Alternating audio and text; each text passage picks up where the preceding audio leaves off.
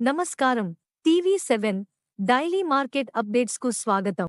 దూసుకుపోతున్న ఆముదాల ధరలు, దేశంలో ఖరీఫ్ సీజన్ కోసం తగ్గిన ఆముదాల సేద్యం, పరిశ్రమల కోసం పెరిగిన డిమాండ్తో ప్రత్యక్ష, పరోక్ష విపణిలో ధరలు ఎడతెరిపి లేకుండా దూసుకుపోతున్నాయి. గుజరాత్ ఉత్పాదక కేంద్రాల వద్ద రైతులు తమ నిల్వ సరుకు విక్రయిస్తున్నారు. కొత్త సీజన్ ప్రారంభానికి మరో నెల రోజుల వ్యవధి ఉంది.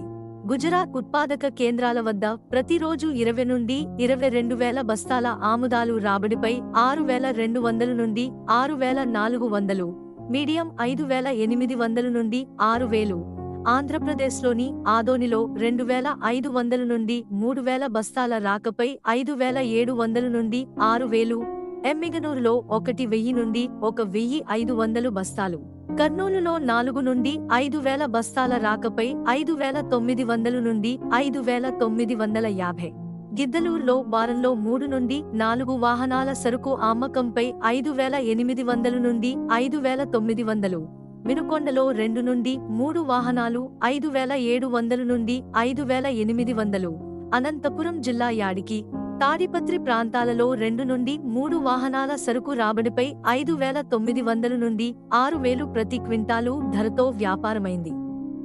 తెలంగాణలోని గద్వాల, జడ్చర్ల ప్రాంతాలలో ప్రతిరోజు 700 నుండి 800 బస్తాల ఆముదాల రాబడిపై 5,800 నుండి 6,000 మరియు హైదరాబాద్లో బిఎస్ఎస్ నూనె 1,370, కమర్షియల్ 1,330, పిండి 1,700 ప్రతి క్వింటాలు మరియు నర్సారావుపేటలో బిఎస్ఎస్ 1,400, కమర్షియల్ 1,360 ప్రతి 10 కిలోలు మరియు పిండి ట్యాక్స్ పెయిడ్ 1,900 ప్రతి క్వింటాలు ధరతో వ్యాపారమైంది.